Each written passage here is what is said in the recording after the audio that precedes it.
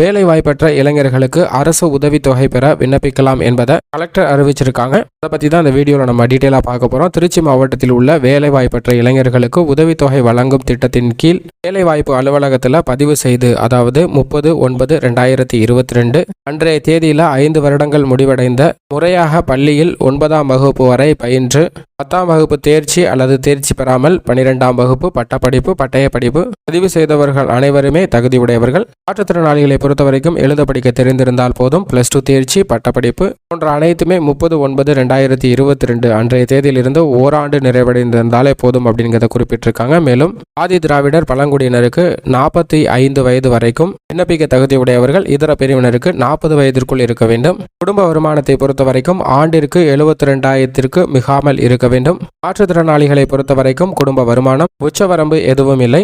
அரசின் உதவித்தொகை பெறுபவர்கள் இந்த வேலை வாய்ப்பற்றோருக்கான உதவித்தொகை பெற தகுதி இல்லை அப்படிங்கிறதையும் குறிப்பிட்டிருக்காங்க.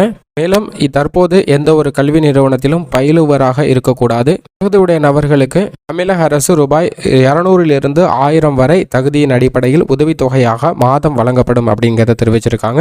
தகுதியுடைய பதிவுக்காரர்கள் உரிய ஆவணத்துடன் திருச்சி மாவட்ட வேலை வாய்ப்பு மற்றும் தொழில் நெறி வழிகாட்டுதல் மையத்தில் கீழ் இலவசமாக இடத்துல இணைந்து பயன்பெறலாம் அப்படிங்கிறத திருச்சி மாவட்ட கலெக்டர் அபிஷியலாக அறிவிச்சிருக்காங்க. இதுபோன்று தமிழகத்தில் இருக்கக்கூடிய மற்ற மாவட்டங்களிலும் இருந்தும் அறிவிப்புகள் வெளியிடப்பட்டிருக்கு. மேலும் தெரிந்து கொள்ள அந்தந்த மாவட்ட வேலைவாய்ப்பு மையம் மற்றும் தொழில் நெறி வழிகாட்டுதல் மையத்தில் கூடுதல் தகவல்களை பெறலாம்.